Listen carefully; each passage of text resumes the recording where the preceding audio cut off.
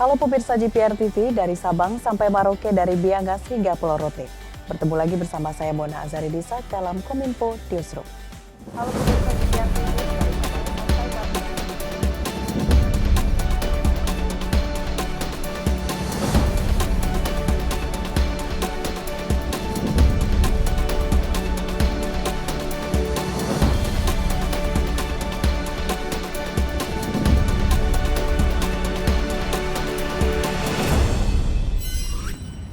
Pemirsa, kita ke informasi pertama. Menteri Koperasi dan UKM Teten Mas Duki optimis target 30 juta UMKM Go Digital masuk ke marketplace pada 2024 mendatang. Upaya tersebut bertujuan memastikan potensi ekonomi digital tanah air senilai 4.531 triliun pada tahun 2030 dapat dimanfaatkan sepenuhnya oleh pelaku UMKM seluruh Indonesia. Menteri Koperasi dan UKM Teten Mas Duki dalam Rakornas Transformasi Digital dan Pendataan Lengkap UMKM menegaskan, pelaku UMKM harus bertransformasi ke digital agar dapat bertahan, bersaing, dan bangkit di tengah pandemi COVID-19.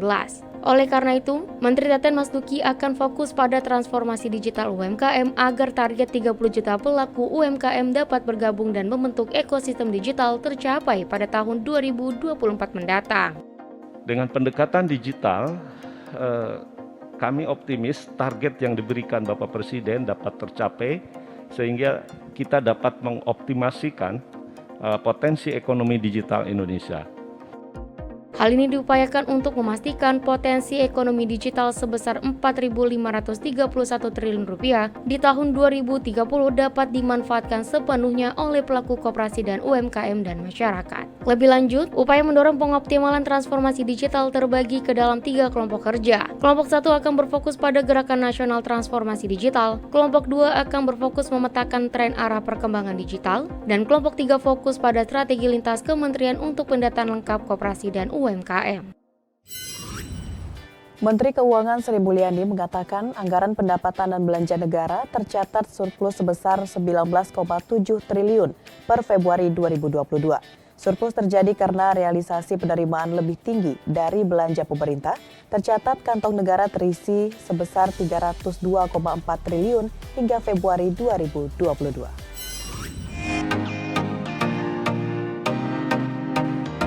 APBN 2022 menunjukkan kinerja mumpuni pada awal tahun ini. Hingga akhir Februari 2022, APBN surplus hingga 19,7 triliun rupiah atau setara dengan 0,11% produk domestik bruto. Surplus APBN 2022 diakui Menteri Keuangan Sri Mulyani sebagai sebuah pencapaian luar biasa. Hal ini berbanding terbalik pada periode sama tahun lalu, di mana kinerja APBN mengalami defisit hingga 63,3 triliun rupiah. Menko mengungkapkan surplus terjadi karena realisasi penerimaan lebih tinggi dari belanja pemerintah. Hingga akhir Februari 2022 tercatat kas negara terisi 302,4 triliun rupiah. Jumlah tersebut naik 37,7% dibanding Februari 2021 yang hanya 219,6 triliun rupiah. Meski surplus, Sri Mulyani mengingatkan capaian surplus anggaran belum menggambarkan keseluruhan tahun 2022.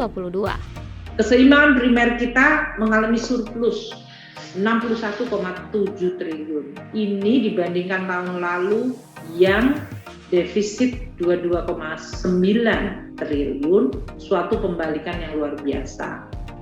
Total defisit kita, dalam hal ini total keseimbangan kita maksudnya adalah surplus 19,7. Dibandingkan tahun lalu yang defisit 63,3 triliun, ini juga pembalikan yang luar biasa.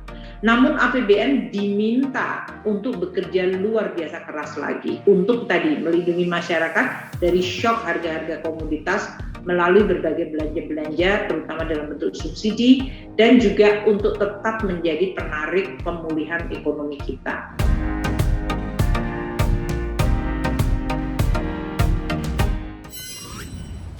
Optimis kebangkitan sektor pariwisata dan ekonomi kreatif makin menguat seiring program vaksinasi COVID-19 dan penerapan visa on arrival. Hal ini ditegaskan oleh Deputi Bidang Pemasaran Kemenparekraf Dia Niscaya yang menyebutkan bahwa 15.000 wisatawan mancanegara kembali datang ke Bali.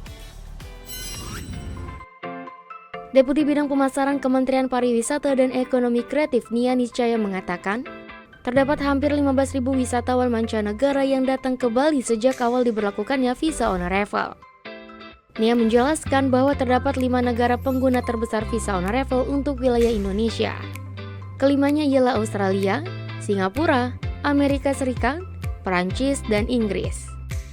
Dari awal Wisman hadir di khususnya Bali sampai dengan tanggal 26 itu sudah hampir 15.000 wisatawan ke Bali, dan kemudian dari sisi ada data nanti kami bisa berapa kelihatan sekali pertumbuhan ketika masih e-visa lalu VOA.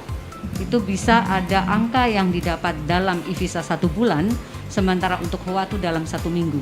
Jadi situ bisa kelihatan sekali, dan memang pengguna terbesar visa on arrival untuk wilayah RI saat ini adalah Australia, diikuti oleh Singapura, Amerika Serikat, Prancis, dan Inggris.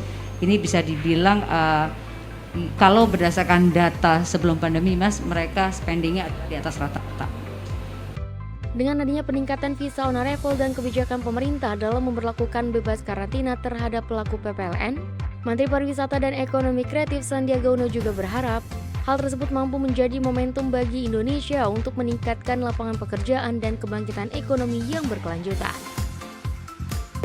Jadi kami melihat bahwa jumlah kunjungan wisatawan mancanegara meningkat, dan dengan perluasan visa on arrival ini diharapkan akan semakin bertahap, bertingkat, dan berkelanjutan. Dan tentunya ini menjadi satu optimisme baru ya, ekonomi. Momentum kebangkitan ekonomi kita, dan bisa membuka peluang usaha dan lapangan kerja. Ya.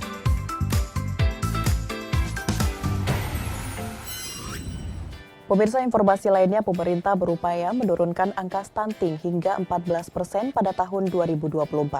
Wakil Presiden Ma'ruf Amin meyakini bahwa dengan kerjasama berbagai pihak, termasuk tokoh agama, Indonesia mampu mencapai target penurunan angka stunting. Pemerintah Indonesia memiliki target mewujudkan sumber daya manusia yang sehat dan unggul pada tahun 2045. Salah satu upaya yang dilakukan untuk mewujudkan hal tersebut adalah dengan melakukan berbagai hal untuk penurunan angka stunting. Pemerintah berupaya menurunkan angka stunting hingga 14% pada tahun 2024. Sedangkan prevalensi stunting di Indonesia menurut Wakil Presiden Ma'ruf Amin saat ini tercatat di angka 24,4%. Wakil Presiden Ma'ruf Amin meyakini bahwa dengan kerjasama berbagai pihak termasuk tokoh agama, Indonesia mampu mencapai target penurunan angka stunting. Untuk mendukung program tersebut pada tahun 2024, pemerintah Indonesia menargetkan 100% rumah tangga di Indonesia memiliki air minum yang layak konsumsi dan 90% memiliki akses terhadap sanitasi wilayah.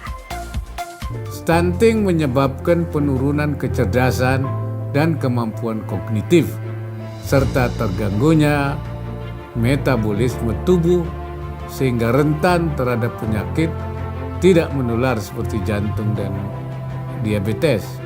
Kita telah menargetkan pada 2024 sebanyak 100% rumah tangga mempunyai akses terhadap air minum layak, dan 90% rumah tangga mempunyai akses terhadap sanitasi layak. Saya optimis dengan kerjasama dan gotong royong di antara multi aktor termasuk kalangan tokoh agama, insya Allah kita dapat menurunkan angka prevalensi stunting sesuai dengan target.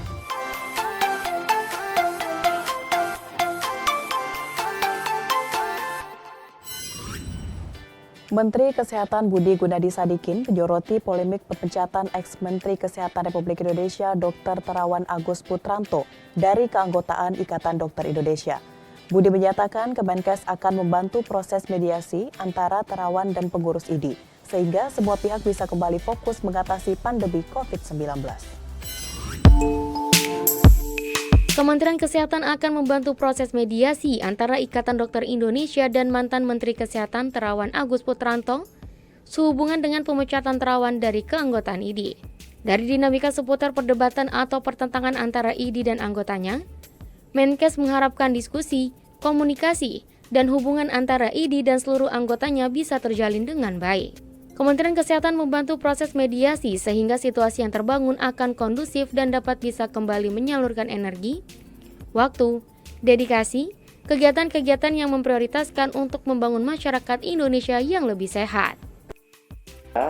Bahwa banyak PR yang membutuhkan tenaga dan waktu kita untuk bisa membereskan dan membangun masyarakat Indonesia yang lebih sehat.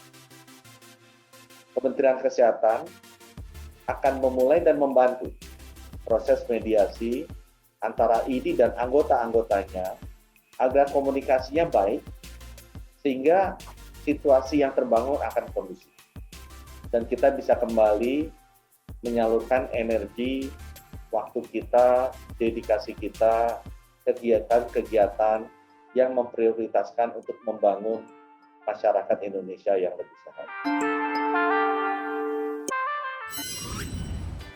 Pemirsa, peralihan siaran TV digital atau analog switch off dipastikan membawa sejumlah manfaat dan peluang yang bisa dilirik oleh seluruh pihak di Indonesia. Informasi selengkapnya sesaat lagi, tetaplah bersama Kominfo Newsroom.